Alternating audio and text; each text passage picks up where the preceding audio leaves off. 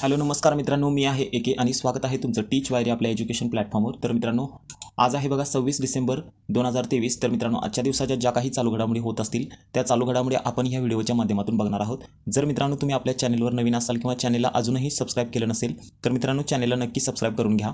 आणि मित्रांनो, हा जो तुम्हाला स्क्रीनवर प्रश्न दिसत आहे त्या प्रश्नाचं उत्तर तुम्हाला कमेंट बॉक्समध्ये द्यायचं आहे। तर मित्रांनो, आजचा पहिला प्रश्न बघू आपण। भारतीय कुस्ती महासंघाच्या अध्यक्षपदी कोणाची निवड झालेली आहे? तर मित्रांनो, या प्रश्नाचं उत्तर काय असणार आहे? संजय सिंह असं त्यांचं नाव आहे। तर मित्रांनो, संबंधित प्रश्न बघू आपण। खालीलपैकी कोणत्या भारतीय कुस्तीपटूंनी कुस्तीमधून निवृत्ती घेतलेली आहे? तर मित्रांनो, या प्रश्नाचं उत्तर काय असणार आहे? साक्षी मलिक। तर मित्रांनो, ह्या ज्या तुम्हाला दिसत आहेत त्या आहेत साक्षी मलिक। तर मित्रांनो, पुढचा पॉईंट बघू आपण। बघा, कशाबद्दल बोलण्यात आलं तर भारतीय कुस्ती महासंघ। तर सध्याचे अध्यक्ष कोण आहेत? तर संजय सिंह आहेत।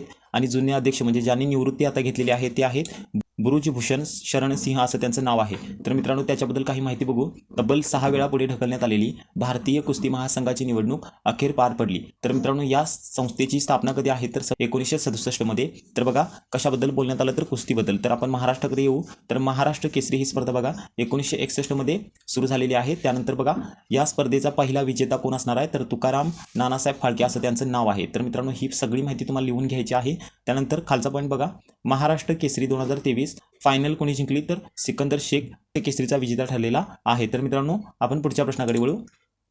प्रश्न क्रमांक 2 बघा, 2023 मध्ये देशांतर्गत पर्यटकांनी कोणत्या शहराला सर्वाधिक पसंती दिलेली आहे? तर मित्रांनो, या प्रश्नाचं उत्तर काय असणार आहे? हैदराबाद शहराला 2023 मध्ये पर्यटकांनी सर्वाधिक पसंती दिलेली आहे। तर संबंधित प्रश्न बघायचे आहेत आपल्याला। 2023 मध्ये देशांतर्गत पर्यटनामध्ये कोणते राज्य प्रथम क्रमांकावर आहे? तर मित्रांनो, या प्रश्नाचं उत्तर काय असणार आहे? उत्तर प्रदेश। त्यानंतर प्रश्न क्रमांक 2 बघा, 2023 मध्ये देशांतर्गत पर्यटनामध्ये महाराष्ट्र राज्य कितव्या क्रमांकावर आहे? तर मित्रांनो, या प्रश्नाचं उत्तर काय असणार आहे? दुसऱ्या क्रमांकावर। प्रश्न क्रमांक 3 बघू आपण। 2023 मध्ये देशांतर्गत पर्यटकांनी कोणत्या तीर्थक्षेत्राला सर्वाधिक पसंती दिलेली आहे? तर मित्रांनो, या प्रश्नाचं उत्तर काय असणार आहे? जगन्नाथपुरी। तर मित्रांनो, पुढचा पॉईंट बघू आपण। प्रश्न क्रमांक 3 बघा, 14 वर्षाखालील राष्ट्रीय फुटबॉल स्पर्धा कुठे होणार आहे? तर मित्रांनो, या प्रश्नाचं जे काही उत्तर असणार आहे ते उत्तर बघा रांची या ठिकाणी होणार आहे। तर मित्रांनो, बघू आपण संबंधित प्रश्न आणि त्याच्याबद्दल माहिती बघू। भारतात फुटबॉलची सुरुवात कोणी केली? तर मित्रांनो, त्यांचं नाव आहे नागेंद्र प्रसाद सर्वाधिकारी।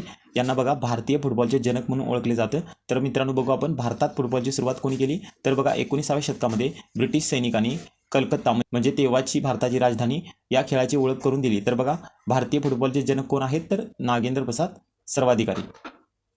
तर मित्रांनो, पुढचा पॉईंट बघू आपण। प्रश्न क्रमांक 4 बघा, राष्ट्रीय पुस्तक न्यासा आयोजित कोणत्या ठिकाणाच्या पुस्तक महोत्सवामध्ये 11,043 नागरिकांनी एकाच पुस्तकातील एकच परिच्छेद 30 सेकंदात वाचण्याचा विक्रमाची गिनीज बुकमध्ये नोंद केलेली आहे? तर मित्रांनो, या प्रश्नाचं उत्तर काय असणार आहे? पुणे या ठिकाणी ती घडलेला आहे। तर मित्रांनो, बघा संबंधित प्रश्न बघू आपण। पुणे पुस्तक महोत्सवामध्ये 11,043 नागरिकांनी एकाच पुस्तकातील एकच परिच्छेद 30 सेकंदात वाचून कोणत्या देशाचा विक्रम मोडला? तर मित्रांनो, चीन या देशाचा विक्रम मोडलेला आहे। तर मित्रांनो, पुढचा प्रश्न बघू आपण। प्रश्न क्रमांक 5 बघा, भारताच्या एकूण कर्जामध्ये राज्य सरकारचा हिस्सा किती टक्के आहे? तर मित्रांनो, या प्रश्नाचं उत्तर काय असणार आहे? 24.4। तर मित्रांनो, पुढचा प्रश्न बघू आपण।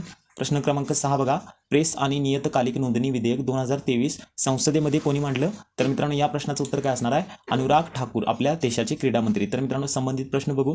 प्रेस आणि नियतकालीन नोंदणी विधेयक 2023 लोकसभेत मंजूर झाले ते कोणत्या वर्षीच्या press act registration of books कायद्याची जागा घेणार आहे? तर मित्रांनो, या कायद्याची जागा घेणार आहे 1867च्या। तर मित्रांनो, हे बघू शकता तुम्ही, अनुराग ठाकूर आहेत। तर मित्रांनो, पुढचा प्रश्न बघू आपण।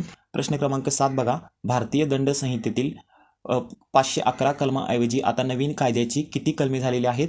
तर मित्रांनो, या प्रश्नाचं उत्तर काय असणार आहे? 358 कलमे झालेली आहेत। तर मित्रांनो, पुढचा प्रश्न बघू आपण। तर मित्रांनो, प्रश्न क्रमांक 8 बघा, डॉक्टर व्ही मोहिनीगिरी यांचे निधन झाले त्या कोणत्या आयोगाच्या माजी अध्यक्ष होत्या? तर मित्रांनो, या प्रश्नाचं उत्तर काय असणार आहे? राष्ट्रीय महिला आयोगाच्या त्या अध्यक्ष होत्या। तर मित्रांनो, संबंधित प्रश्न बघू आपण। तर मित्रांनो, बघा संबंधित प्रश्न आणि माहिती बघू। डॉक्टर मोहिनी गिरी यांचे निधन झाले त्या कोणत्या काळात भारताच्या राष्ट्रीय महिला आयोगाच्या अध्यक्ष होत्या? तर मित्रांनो, या प्रश्नाचं उत्तर काय असणार आहे? 1995 ते 1998 मध्ये। तर मित्रांनो, पुढचा प्रश्न बघू आपण। प्रश्न क्रमांक 9 बघा, 2023 या वर्षात कोणत्या देशाच्या क्रिकेट संघ आंतरराष्ट्रीय एकदिवसीय सामन्यामध्ये सर्वाधिक षटकार ठोकणारा संघ ठरलेला आहे? तर कोणता संघ आहे तो? तर मित्रांनो, या प्रश्नाचं उत्तर काय असणार आहे? भारत। तर मित्रांनो, बघू शकता तुम्ही, संबंधित प्रश्नामध्ये बघू आपण। आंतरराष्ट्रीय एकदिवसीय सामन्यात सर्वाधिक किती षटकार ठोकण्याचा विक्रम केलेला आहे? तर मित्रांनो, 250 षटकार ठोकण्याचा विक्रम केलेला आहे। तर मित्रांनो, पुढचा प्रश्न बघू आपण। प्रश्न क्रमांक 10 आणि शेवटचा प्रश्न, डॉक्टर सादिका नवाब यांना कोणत्या भाषेतील साहित्य अकादमी पुरस्कार जाहीर झालेला आहे? तर मित्रांनो, या प्रश्नाचं उत्तर काय असणार आहे? उर्दू भाषेतील साहित्य अकादमी पुरस्कार जाहीर झालेला आहे। तर मित्रांनो त्यांच्याबद्दल संबंधित प्रश्न बघू आपण। डॉक्टर सादिका नायब यांना कोणत्या कादंबरीसाठी उर्दू भाषेतील साहित्य अकादमी पुरस्कार जाहीर झाला? तर मित्रांनो राजदेव की अमराई या पुस्तकासाठी त्यांना हा पुरस्कार जाहीर झालेला आहे। तर मित्रांनो पुढचा पॉईंट बघू आपण।